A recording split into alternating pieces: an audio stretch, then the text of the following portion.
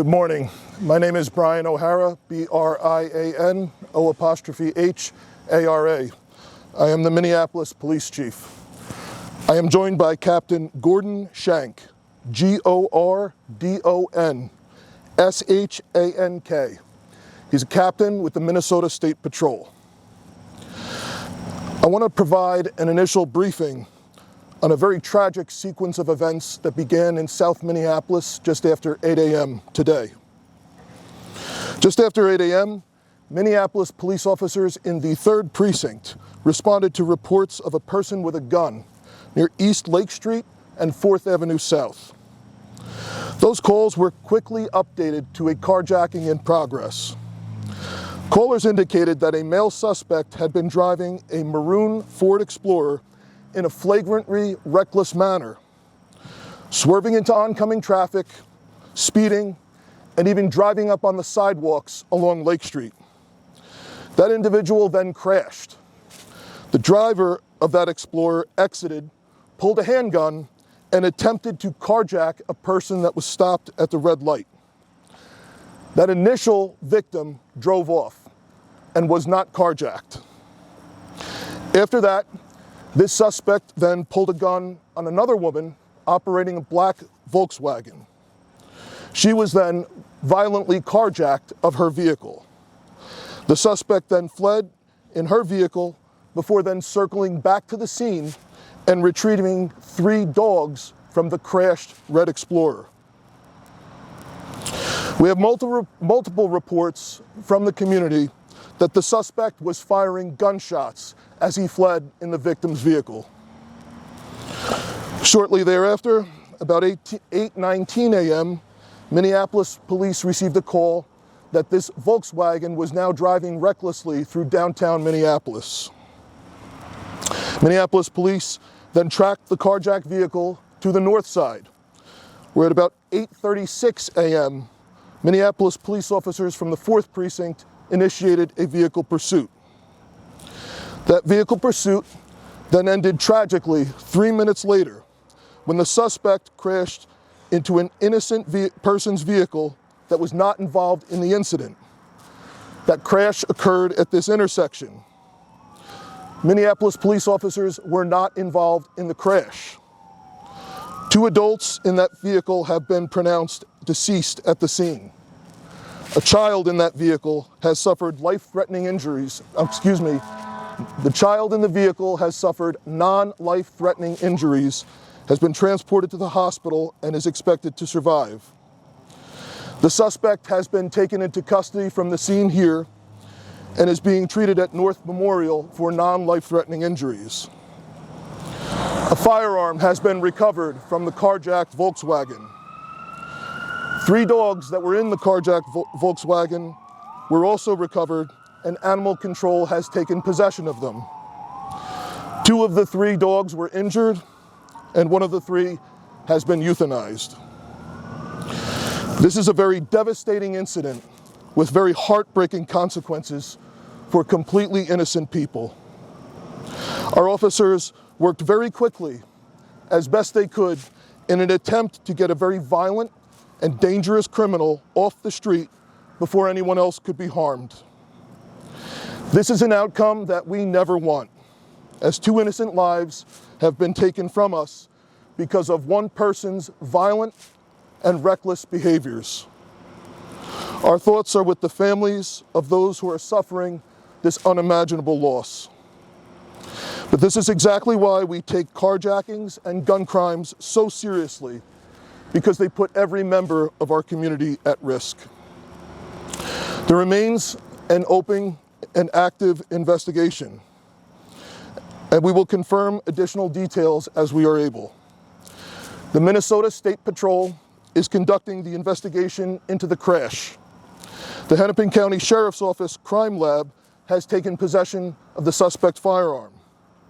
There was 1 discharged shell casing recovered from inside the carjacked Volkswagen, and there was also damage from gunfire inside the vehicle on the passenger side. The Minneapolis police is conducting the robbery investigation from the original incident on Lake Street this morning. The MPD will also conduct a review of the vehicle pursuit as per our policy. And again, that information is all preliminary as we have it. I have one image that I can share with you from the original scene on Lake Street, if you're able to see it. That's the maroon Ford Explorer shortly after it was crashed by the suspect, and the suspect with the gun attempting a carjacking. We'll send that out with the release. And with that, we'll take some questions. Can you state the relationship between the two deceased adults and the child? I cannot. The question was the relationship between the deceased adults.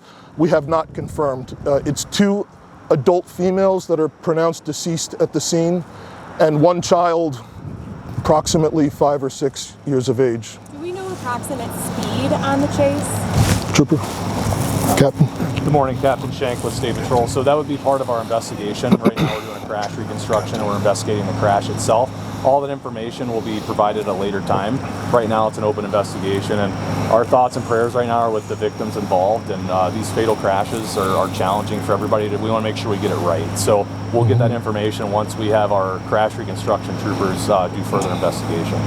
Chief, can you talk about just what pursuit policies are within NPD? Yeah. I know that you're reviewing if this was followed or not, but can you just talk about briefly what that looks like for NPD? Yep. The question was about the Minneapolis police pursuit policy. We've been criticized recently because of all the smash and grabs and stolen cars that have affected literally hundreds of residents for having a pursuit policy that does not allow pursuits in those cases. This result is the reason why we have such stringent policies. We have to balance the need to apprehend, in this case, a dangerous and violent gunman with the risk that these pursuits pose to the public. So we limit our pursuits only to those cases where we believe an immediate apprehension is necessary to protect the community from a violent criminal, and we don't necessarily know who that person is and not necessarily able to wait to make an apprehension at a later time. So that's why the Minneapolis police policy for vehicle pursuits is so stringent. So this obviously rose to the level Yes, of... very clearly, yes. How far back was the squad from the car when it crashed? I don't have specific information as to that at this time. But it was pursuing the vehicle when it crashed? Yes. Do you know this? There was a fully marked Minneapolis police squad car that was in pursuit. And was it just one in pursuit? I don't have full information on that at this time. That'll be reviewed. Yep. Was this suspect known to you prior to today? I don't have the identity of the suspect at this time. What was the original incident? You said a robbery. Was that the carjacking, or is it a separate robbery? So the original incident that we know at this time were initially the reports of a carjacking, which involved the suspect driving recklessly prior to this, driving on the sidewalk, speeding, swerving into oncoming traffic, crashing the original vehicle they were in, then getting out and at gunpoint attempting to carjack someone stopped at the light who drove off before they were carjacked, and then carjacking the victim of the black Volkswagen, which was involved in the crash here. And then firing shots after that before fleeing the scene. And with the dogs in that black Volkswagen, that was... So the question was the dogs in the black Volkswagen. They were originally in the maroon Explorer with the suspect. I don't believe they have any chips or tags, so we have not been able to confirm ownership on the dogs. But they were with the suspect in that original vehicle. Suspect came back and took the 3 dogs from the original vehicle with him in the carjacked Volkswagen. Yes, sir. The victim car stopped on the light or was moving? I can't hear, I'm sorry. The victim car was stopped on the light or was it moving? Your question was asking if the vehicle was moving at the time of the crash. Yeah. That's part of our investigation to determine the speeds of the vehicle. The car was stopped on the light or she was moving? Correct. We're working through the investigation, and additional information will be released on our media webpage pertaining to the crash itself. You can find that on our website. So preliminary investigation shows the vehicle was moving north on Penn Avenue at the time of the crash. So, but that... What speed they were doing? The The pursuit? Speeds are under investigation. That's part of our crash reconstruction investigation. That's all information that we will be able to obtain as we further investigate this crash. So, if I can add to that, though, the question was speed of the suspect's vehicle.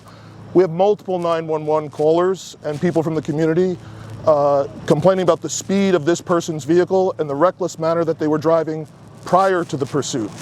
In South Minneapolis, in downtown, and then in North Minneapolis prior to the pursuit. So the suspect was clearly operating in an extremely reckless manner prior to the vehicle pursuit beginning. Do you know when we might get a suspect ID? We're working on that. I just don't have that now. Was the suspect taken to Hennepin County Jail or to the hospital? The suspect was taken to the hospital. Lastly, for Hara, I mean, you're dealing with innocent victims here. You guys have already had a very difficult week. Can you talk about the fact that we're dealing with people who were just in their car driving their kid around? Yeah. Innocent victims here, and what we're doing. Can you comment on that? Our hearts absolutely go out to the families who have been impacted here. They're absolutely, completely innocent, just going about their lives. And unfortunately, because of one person's reckless and violent behavior, armed with a gun, firing it in our city, attempting to carjack one person, carjacking someone else, and then continuing to drive throughout the city in such a reckless manner, this person clearly endangered hundreds of people's lives in our city in such a short period of time.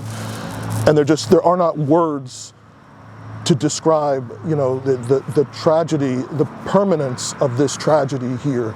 And it is absolutely something that we do everything possible to try and avoid, while at the same time trying to protect our community from people who are acting like this in the first place. Do we know if anyone else was hurt in the discharge of the gun? We have no reports of injuries from the discharge of the firearm. There's several different witnesses and callers. It's unclear if he was firing at a specific person or firing that's unclear because we have some conflicting eyewitness reports. Do we know anything about the gun? What type of gun it was? Legal? I don't have that. It's been recovered by the Sheriff's Office. Crime lab processed the scene here. Well, I just want clarification. So is that black sedan there? Is that That's a black Volkswagen, was carjacked on East Lake Street. And then have you guys taken possession of the Explorer too? That was, I believe that was recovered at the original scene. It was abandoned and recovered. There was 3 cars involved, including the victims. So the original vehicle was left on Lake Street that the suspect had. There is the carjacked Volkswagen from Lake Street involved in an accident here with a third party. That's it. 3 cars total. 3 cars total, 2 of them operated by the suspect. Yep. Do you know the gender of the child that was in non-life-threatening injuries? Do we know the gender of the? I do not. I'm sorry. All right. Thank you very much. Okay. Thank you.